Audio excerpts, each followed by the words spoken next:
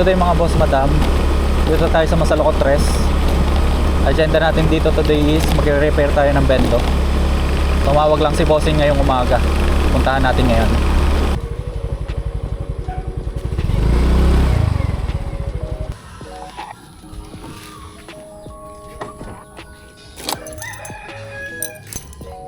Morning po. So ito yung i-repair natin ngayong bendo.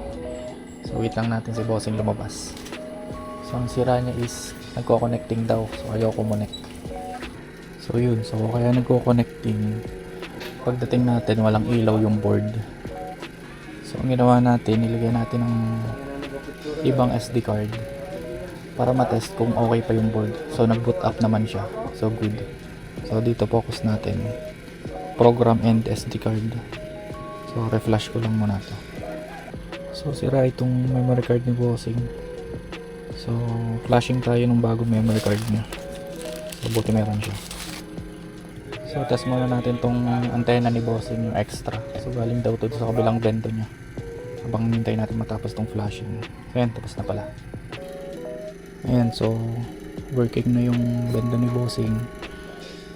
So ito is ko-config na lang natin yung settings ng admin sa portal. So nakaka-connect na ulit din sa PC Wi-Fi.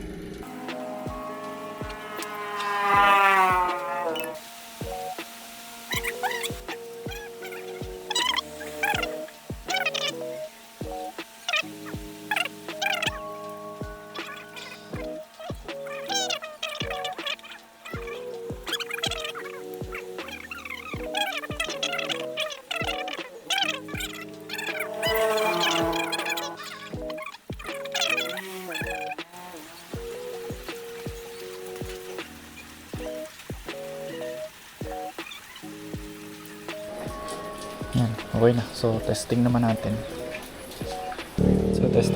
Maghulog.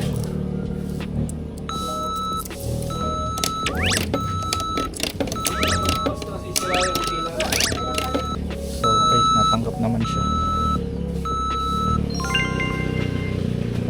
So may internet. So meron. Kumunit na? Oo. Yung ID? So meron. So okay siya.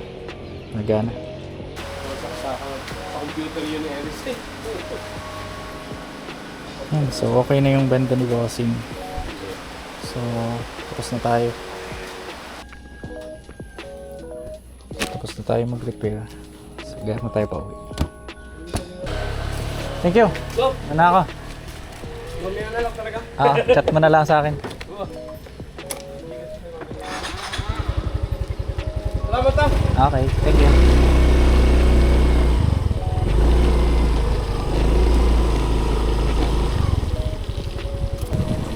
So, tapos na yung ating ni-repair na bendo.